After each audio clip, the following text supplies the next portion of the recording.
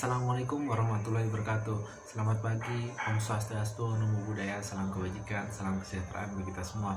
Nah, seperti biasanya saya perkenalkan diri terlebih dahulu. Perkenalkan, nama saya Ahmad Riza, NIM E 2019-2299.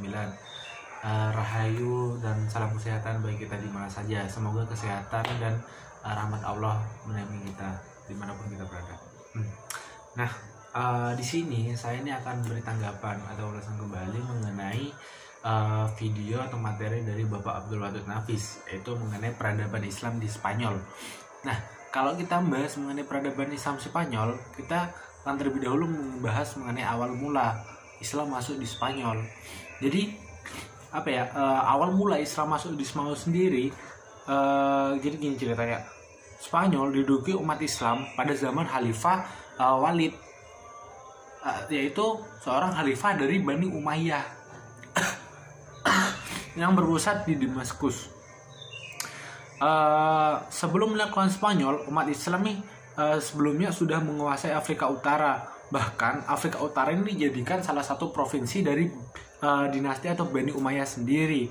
Penguasa sepenuhnya di atas Afrika terjadi di zaman Khalifah Abdul Malik, yaitu pada tahun 685 sampai 705 Masehi.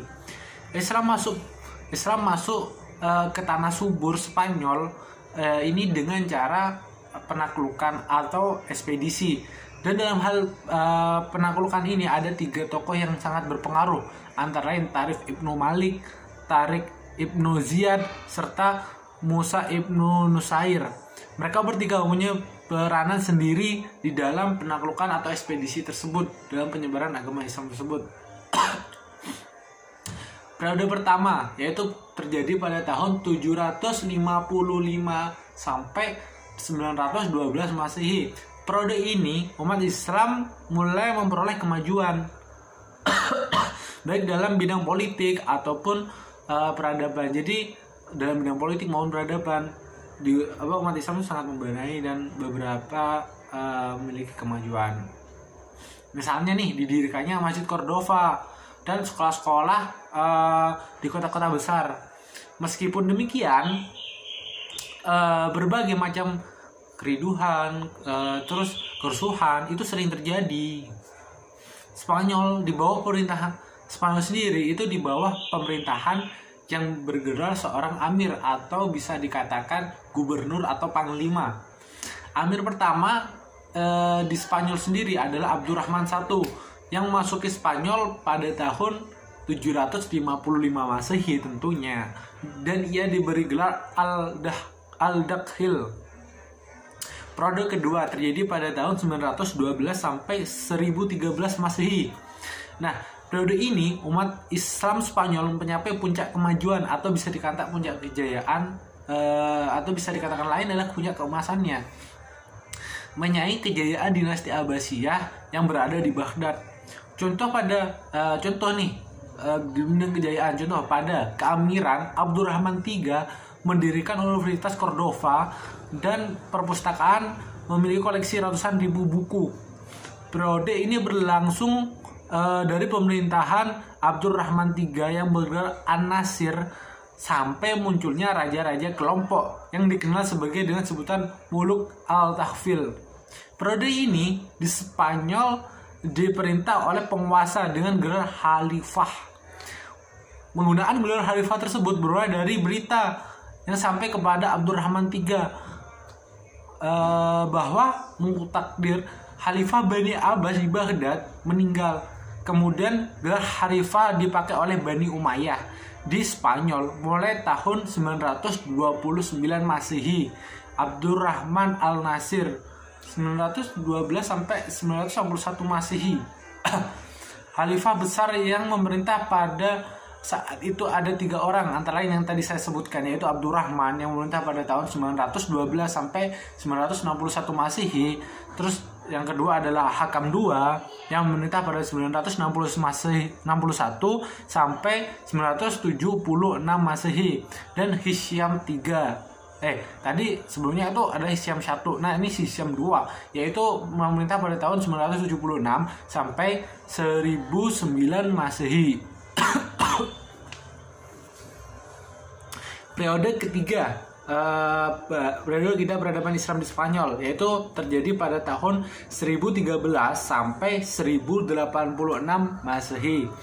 Spanyol terpecah menjadi lebih dari 30 negara kecil di bawah pemerintahan raja golongan-golongan atau muluk at-takhfil yang saya sebutkan di periode kedua tadi, yang berpusat di suatu kota seperti Seville, yang Cordova, Toledo, dan lain-lain.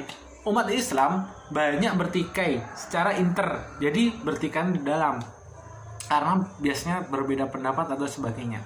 Nah, sehingga membuat kehidupan politik tidak stabil, namun kehidupan intelektual terus berkembang.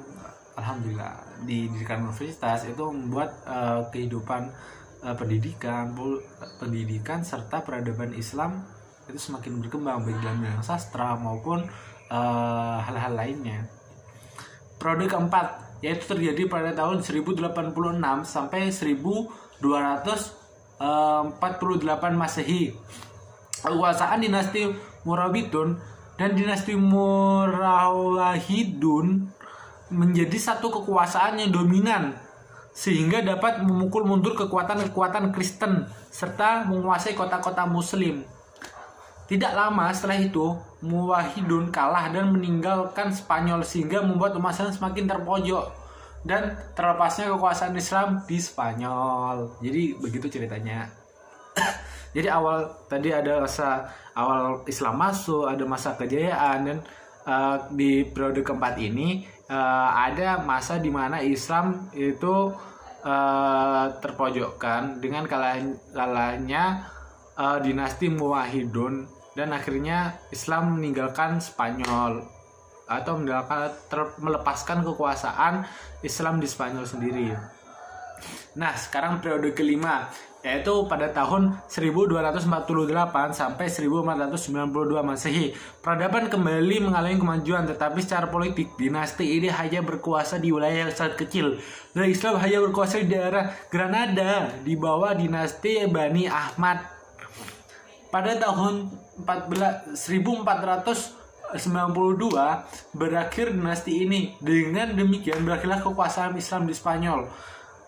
Jadi umat Islam dihadapkan pada dua pilihan yang sangat sulit, dan dapat dikatakan tidak ada lagi umat Islam di daerah ini. Pada kayak periode kelima bisa dikatakan setelah runtuhnya Bani Ahmad atau dinasti Bani Ahmad, ini bisa dikatakan tidak ada lagi umat Islam di daerah ini.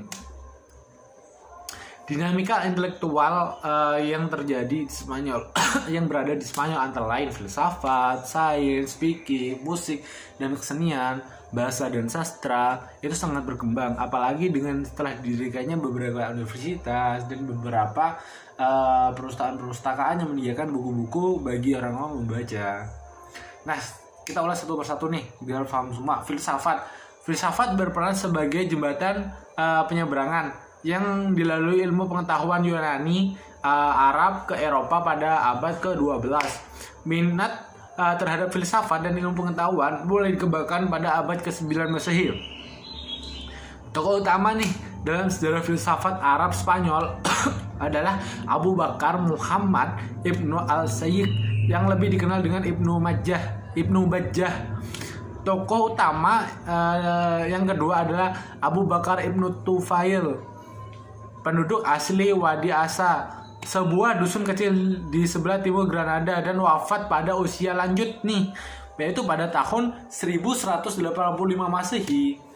Pada akhir abad ke-12 menjadi saksi munculnya seorang pengikut Aristoteles yang terbesar di gelanggang filsafat dalam Islam, yaitu Rushd dari Cordova. Nah, yang kedua adalah sains atau bisa dikatakan ilmu pengetahuan seperti ilmu kedokteran, musik, matematika, astronomi, kimia, dan lain-lain yang sangat berkembang dengan baik di Spanyol. Tokoh-tokoh antara lain adalah Abbas Ibnu Fama, yaitu seorang tokoh sains, serta dalam ahli kimia dan astronomi. Seorang yang pertama kali menemukan pembuatan kaca dari batu. Ibrahim Ibnu Yahya juga terkenal, yaitu dalam bidang astronomi. La dapat menentukan waktu terjadinya gerhana matahari dan menentukan berapa lama terjadi gerhana tersebut. La juga berhasil membuat teropong modern yang dapat menentukan jarak antara tata surya dan bintang-bintang. Nah, yang ketiga adalah fikih. Dalam bidang fikih sendiri, Spanyol dikenal sebagai penganut mazhab Maliki. Yang memperkenalkan mazhab ini adalah Ziyad ibnu Abdul al-Rahman. Perkembangan selanjutnya ditentukan oleh Ibnu Yahya menjadi kahhi pada masa Hisyam ibnu Abdul al-Rahman. Ahli fikih lainnya yaitu Abu Bakar ibnu al-Qutiyah, Munzir ibnu Sa'id, al-Batuli, dan Ibnu Asm yang sangat terkenal. Dan selanjutnya adalah musik dan kesenian. Dalam bidang musik dan kesenian, Spanyol mencapai kecemerlangan dengan tokoh Al-Hasan ibnu Nafi yang dijuluki Zaryab. Setiap kali diadakan pertemuan dan jamuan, Zaryab selalu tampil mempertunjukkan kebolehannya. La juga dikenal sebagai pengubah lagu. Ilmu yang dimiliki itu diturunkan kepada anak-anaknya, baik pria maupun wanita, dan juga kepada budak-budak, sehingga kemasyhuran tersebar luas. Jadi kalau di bidang kayak musik dan kesenian,